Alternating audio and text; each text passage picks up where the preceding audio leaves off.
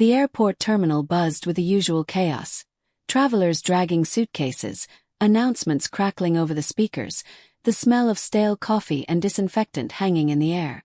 Among the crowd, unnoticed, walked Lena Carter, a woman in her late 40s with sharp green eyes and a posture that suggested she was used to standing straighter than this.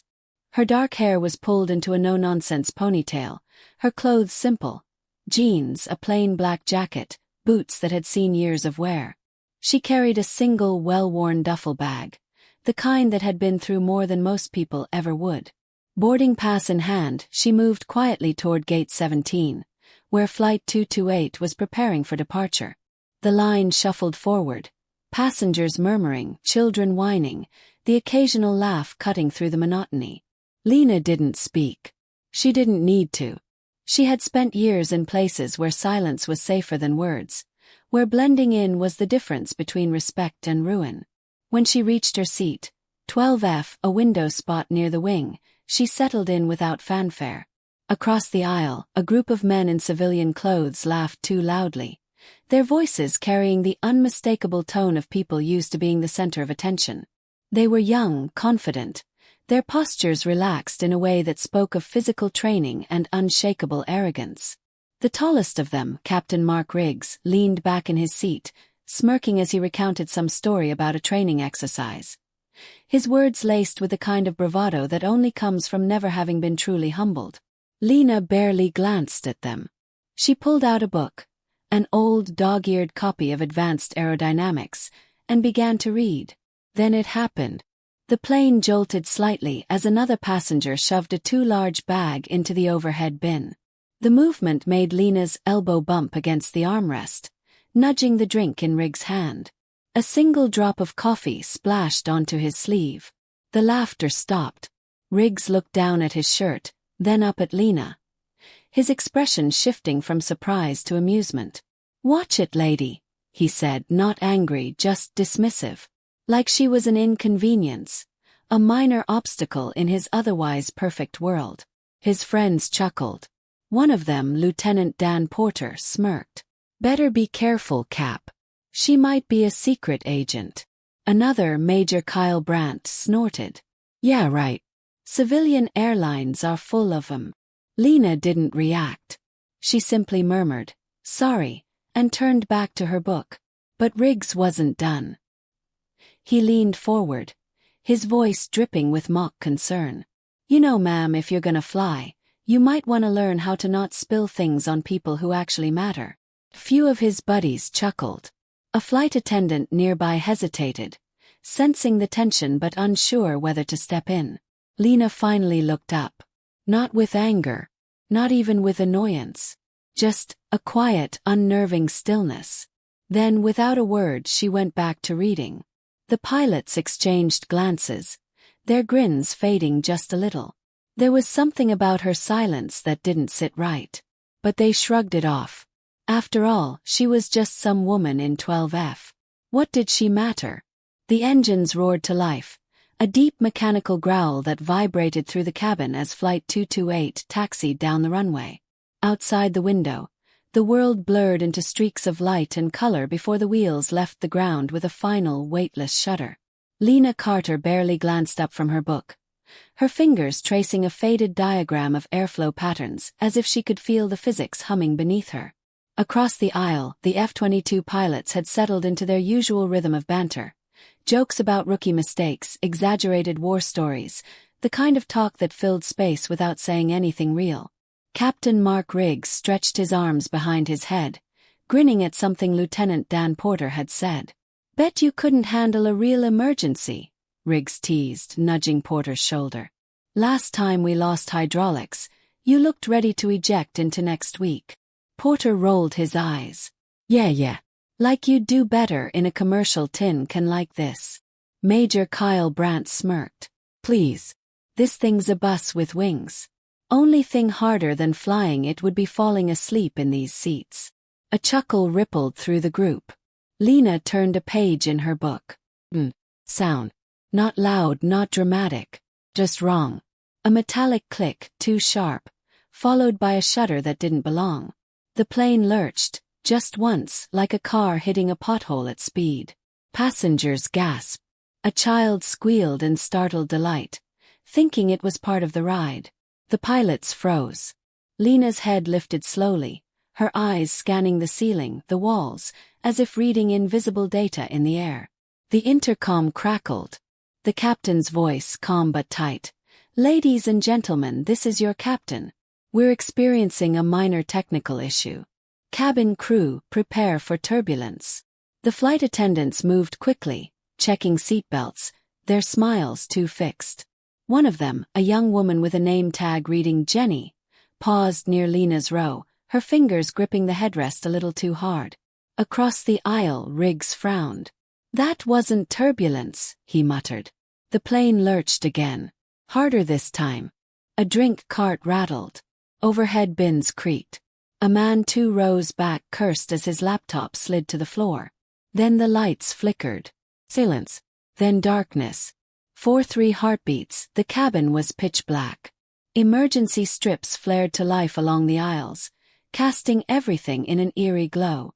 The intercom stayed dead. Porter swallowed. "Okay. That's not great." Brandt's jaw clenched. "We're losing power." Riggs opened his mouth, probably to make another joke, to pretend this wasn't happening, but then the plane dropped. Not turbulence. Fall. Screams erupted. Oxygen masks tumbled from the ceiling. A flight attendant stumbled into the galley, her arms flailing for balance.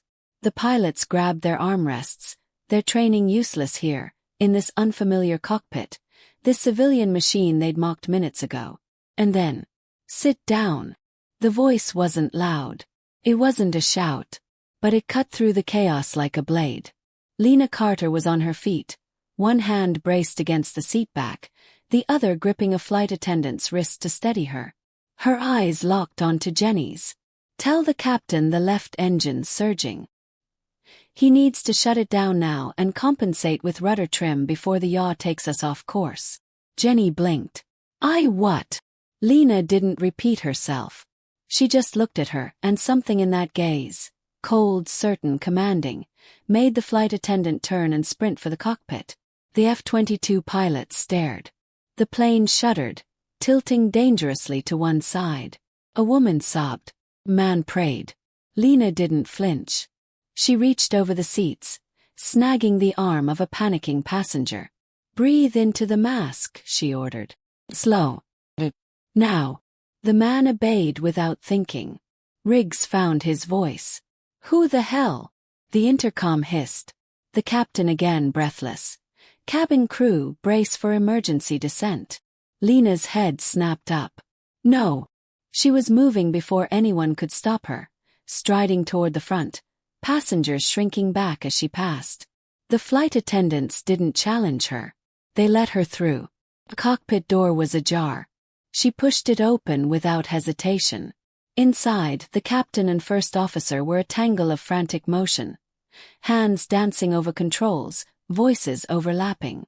"Can't get the thrust. Angle's too steep." Lena stepped between them. Her hands closed over the throttle. "Don't fight it," she said, her voice low, relentless. "The engine's gone. You're dragging dead weight. Shut it down, balance the thrust, and fly the plane." The captain gaped at her. "Who are?" "Do it." Something in her tone, the absolute unshakable certainty, made him obey. The plane steadied. The descent slowed. And then, impossibly, they were gliding, not falling. Back in the cabin, Riggs sat frozen, his fingers digging into the armrests. Porter's mouth hung open. Brandt looked like he'd been slapped. The woman from 12F had just taken control of a dying aircraft. And she'd done it like it was nothing. The base was alive with its usual rhythm. Boots on polished floors, the distant roar of engines on the tarmac, the clipped exchanges of personnel moving with purpose through the corridors of power. Captain Mark Riggs strode through the familiar halls of Griffin Air Force Base, his swagger undimmed by the events of the flight. If anything, the near disaster had become just another story to tell, another badge of his unshakable cool under pressure. He pushed open the doors to the officers' lounge, where the usual crowd had gathered, pilots fresh from sorties, ground crew taking a rare break, the occasional higher-up stopping by to remind everyone who was in charge. Riggs' entrance drew the expected attention. He was, after all, one of the best they had. "Riggs!" Lieutenant Dan Porter called from a corner table, already halfway through a beer. "Tell Brandt he's full of shit. He thinks that stall last week was recoverable." Major Kyle Brandt scoffed, leaning back in his chair. "It was. If you knew what you were doing." Riggs grinned, sliding into the seat beside them. "Please. You both fly like my grandma." The table erupted in laughter, the sound loud enough to draw glances from a few of the junior officers nearby. It was then that Riggs launched into the tale. "So, get this," he said, voice carrying just enough to ensure the whole room could hear. "We're on this commercial flight yesterday, right? And out of nowhere, the damn plane decides it's done flying. Lights out, engines coughing. Total clusterfuck." Porter snorted. "Yeah, and Riggs here was this close to pissing himself." More laughter. Riggs waved him off. "Nah man, I was cool. But you should have seen the civvies. Total panic. And then..." He paused for effect. "This random lady in 12F just stands up like she owns the place and starts barking orders at the flight crew." Brandt smirked. "Let me guess. Some soccer mom who watches too much air disasters." Riggs shrugged. "Had to be. She was giving the captain this whole speech about engine surges and thrust vectors, like she knew what she was talking about." He mimicked a high-pitched, mocking tone. "Shut it down and balance the thrust." Table roared. Riggs took a swig of his drink, basking in the attention. "I mean, come on. Since when do civilians?" "Captain Riggs." The voice cut through the noise like a blade. The room fell silent. Colonel Elias Harris stood in the doorway, his expression unreadable.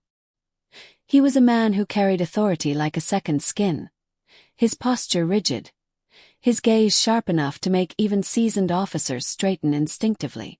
Riggs stiffened. "Sir." Harris didn't move. "My office. Now." Beat of silence. Then as Riggs stood, Harris added, voice low but carrying, "The rest of you, shut your mouths and listen. Because if even half of what I just heard is true, you're all about to learn a very painful lesson in respect." The lounge was dead silent as Riggs followed Harris out. The walk to the colonel's office was the longest of Riggs' life. Harris didn't speak, didn't look at him, just moved with a quiet, controlled fury that made Riggs' stomach tighten with every step. The office door clicked shut behind them. Harris still didn't sit. "Describe her," he said. Riggs blinked. "Sir." "The woman. From the plane." Harris's voice was ice. Hair, height, posture, voice. Everything. Riggs hesitated. Brown hair pulled back. Late 40s maybe. Green eyes. Quiet. She had this, I dunno, this way of looking at you like she was waiting for you to figure out how stupid you were." Harris closed his eyes. Just for a second. Then he turned to his desk, yanked open a drawer and pulled out a file. He slapped it onto the desk. The name on the front read, "Carter, Lena. Maj. Ret." Riggs' blood ran cold. Harris flipped the file open. Inside were photos. A younger Lena in flight gear, standing beside an F-22. Another of her receiving a medal from a General Riggs only knew from history books. Newspaper clippings. Performance reports. All of them glowing. All of them legendary. Harris spoke slowly, each word a hammer blow. "That random lady is Major Lena Carter. One of the first women to break the sound barrier in an F-22. Test pilot for systems you still don't fully understand. And..." He tapped a particular photo, one of Lena in instructor gear, surrounded by fresh-faced cadets. "Your predecessor's instructor." Riggs' mouth went dry. Harris leaned in. "She could fly circles around you in her sleep, Captain. And you mocked her." The room spun. Riggs' bravado, his jokes, his certainty. All of it crumbled in an instant. Because now he understood. That look she'd given him on the plane. It hadn't been fear. Had been pity. The fluorescent lights of the base archives hummed with a sterile, unfeeling brightness, casting sharp shadows across the stacks of files and records that lined the shelves. Captain Mark Riggs stood stiffly between the towering metal cabinets, his usual swagger replaced by a tense, uneasy silence. Beside him, Lieutenant Dan Porter flipped through a folder with restless fingers, his usual smirk absent. Across the table, Major Kyle Brandt leaned against a desk, arms crossed, his expression unreadable. Colonel Harris had ordered them to learn, to understand who they had mocked. And so, here they were, buried in the past, digging through records that felt more like relics of a history they had never been taught. Porter exhaled sharply, tossing a file onto the table. This doesn't make sense. If she was this big of a deal, why haven't we heard of her? Brandt didn't answer. He was staring at a photograph. Lena Carter, years younger, standing in front of an experimental aircraft, her flight suit streaked with grease, her expression calm but alive in a way the woman on the plane hadn't been. Riggs picked up another file, flipping it open. Performance evaluations. Training records. Mission logs. Every single one was flawless. Demonstrates exceptional instinct for aircraft behavior under duress. Consistently outperforms peers in high-stress scenarios. Recommended for advanced prototype testing ahead of schedule. And then, near the bottom of the stack, a single damning note.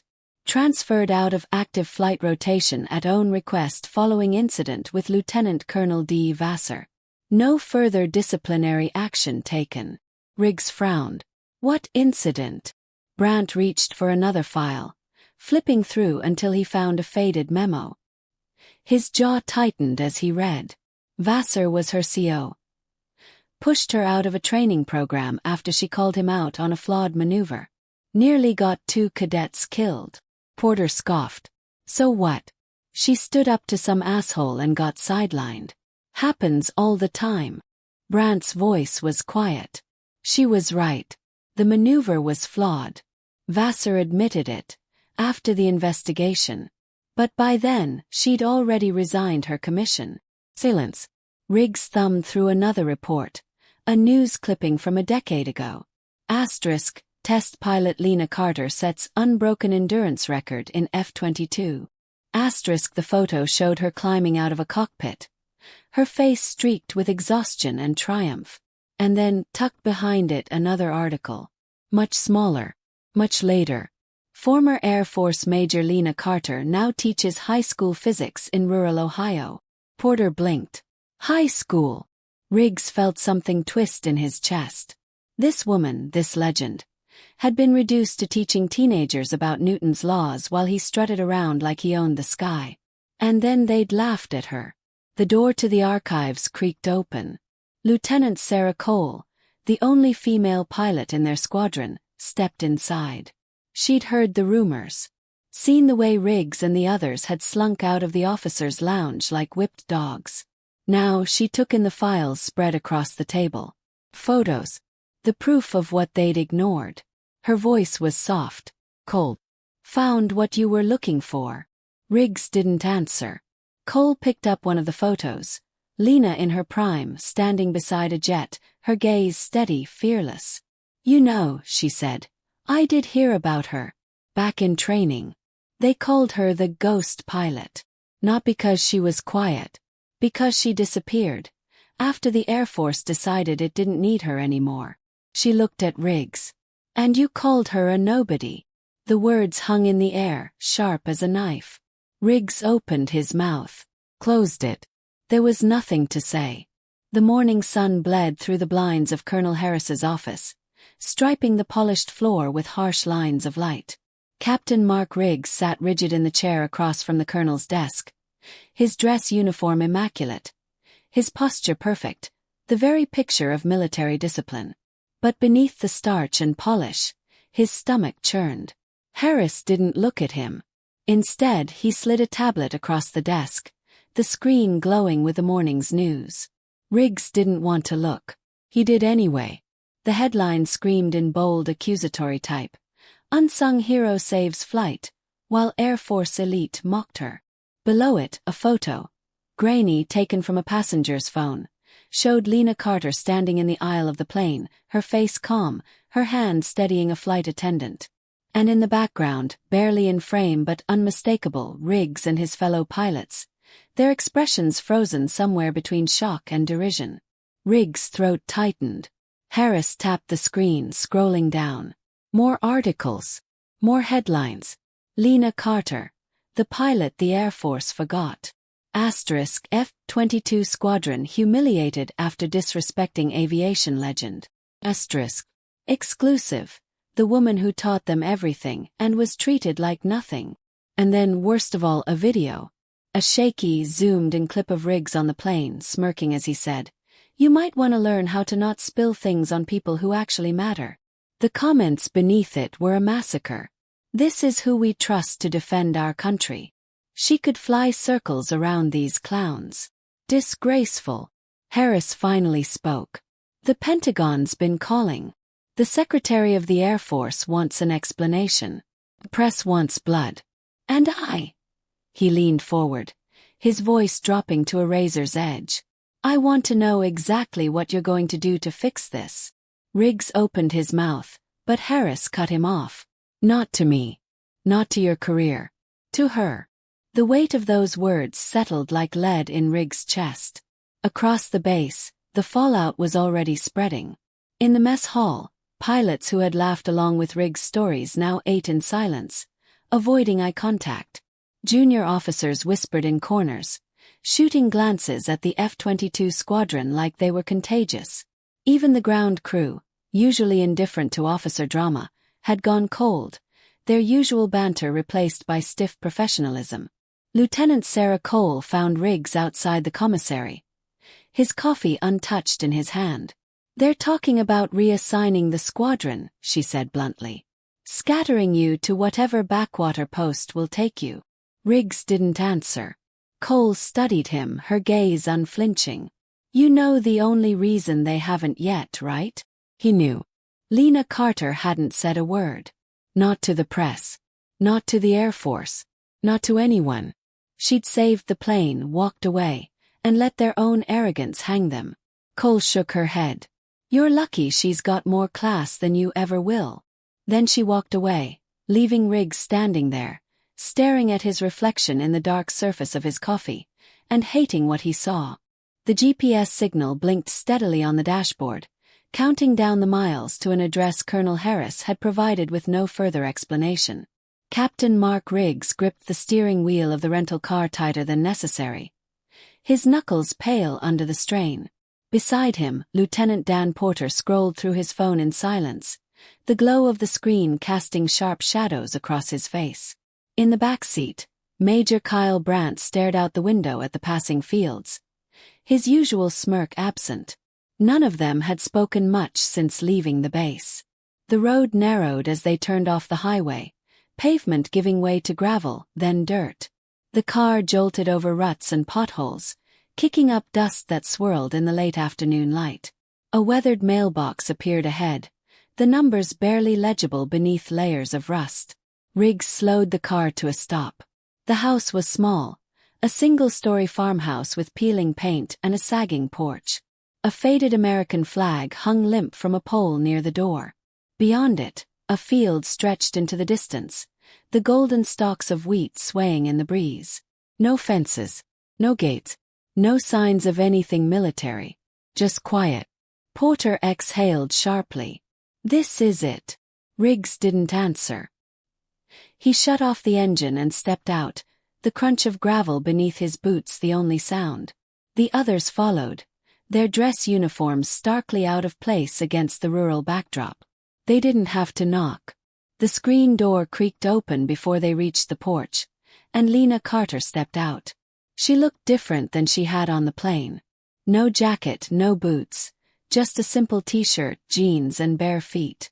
Her hair was loose, framing a face that was both older and younger than Riggs remembered. There were lines at the corners of her eyes, a faint scar along her jawline that hadn't been visible before. But her posture was the same, straight, effortless, like her spine had been forged from something unbreakable. She didn't smile, didn't frown, just looked at them, her gaze moving from face to face, as if waiting for one of them to speak first. Riggs swallowed. "Ma'am." Lena raised an eyebrow. Porter shifted uncomfortably. Brant, for once, stayed silent. Riggs forced himself to continue. "We..." His voice cracked. He cleared his throat. "We came to apologize." Lena didn't react. She leaned against the porch railing, arms crossed. "For what?" The question shouldn't have been hard. It was. Riggs opened his mouth, then closed it. What could he say? "For mocking you. For not recognizing you. For being the kind of arrogant prick that made you leave the Air Force in the first place." Brant spoke up, uncharacteristically quiet. "For disrespecting you." Lena's gaze flicked to him. "And," Porter flushed, For not realizing who you were." Beat of silence. Then Lena laughed. A short, sharp sound with no humor in it. "That's your apology? That you're sorry you didn't know I was someone important?" She shook her head. "What if I'd just been a civilian? Would that have made it okay?" Riggs felt the words like a physical blow. Lena pushed off the railing and stepped closer. "You think this is about me? About my rank?" Her voice was low, controlled, but something burned beneath the surface, something that made Riggs want to step back. "This is about you. About the fact that you put on that uniform and decided it made you better than everyone else." Porter opened his mouth to protest, but Lena cut him off. "You know why I left." She didn't wait for an answer.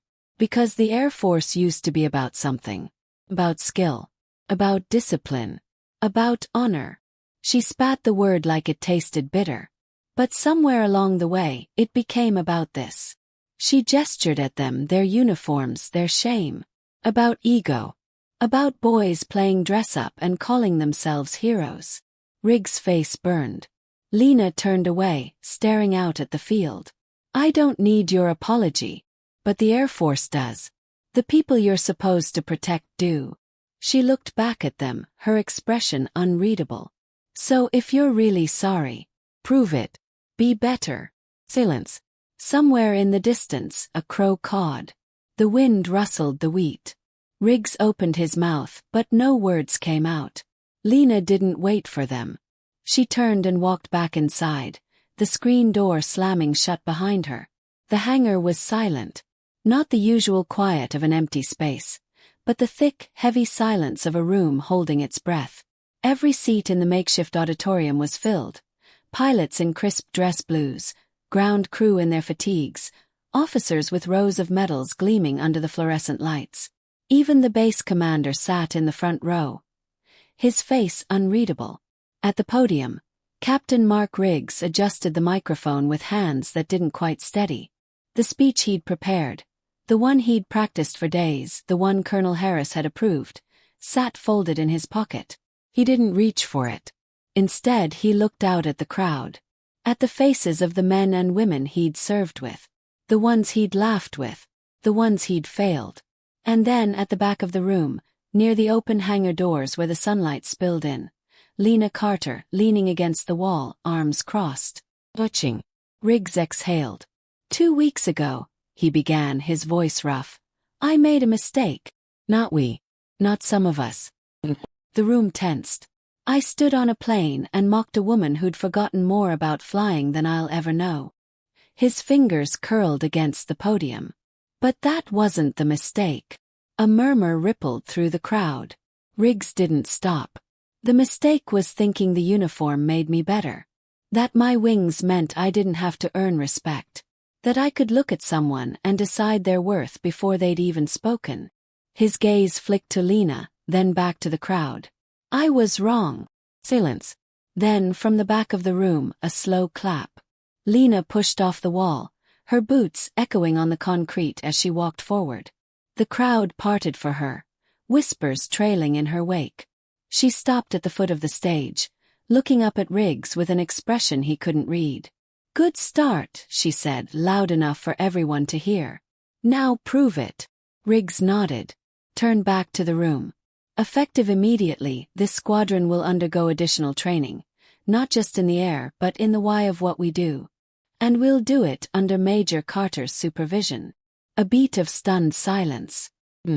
If she agrees, Riggs added, glancing at Lena. The corner of her mouth twitched. Not quite a smile. Close. I'll think about it, she said. The room erupted. Not in cheers, not in protests, but in something quieter. Something like relief. Like hope. As the crowd dispersed, Riggs stepped off the stage. His shoulders lighter than they'd been in years. He didn't know if Lena would stay. Didn't know if he'd ever truly earn her respect. But for the first time he wanted to try. Want more stories like this? Subscribe for gripping tales of redemption, unexpected heroes, and the moments that change everything. One click and the next adventure is yours.